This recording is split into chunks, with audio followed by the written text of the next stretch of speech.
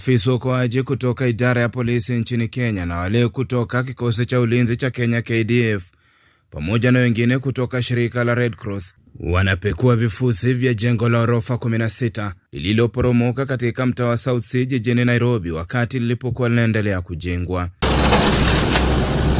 Maafisa waokoaji wakibaini kwamba watu wawili wameondolewa kwenye vifusi vya jengo hilo wakiwa wameaga dunia, huku watu wengine 4 wakifunikwa na vifusi vya jengo hilo, miongoni mwao wakiwa ni walinzi na wapita njia.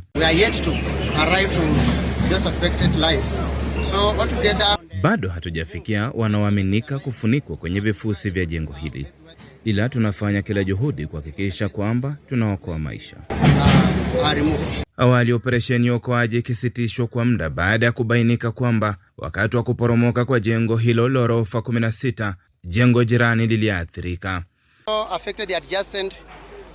Wakati wa kuporomoka kwa jengo hili ilionekana kwamba jengo jirani liliathirika, hali iliyopelekea sisi kusitisha uokoaji huu kwa muda kabla ya kurejelea shughuli hii baada ya wahandisi kufanya tathmini katika jengo jirani. Ila kufikia sasa mchakato wa uokoaji unaendelea vyema.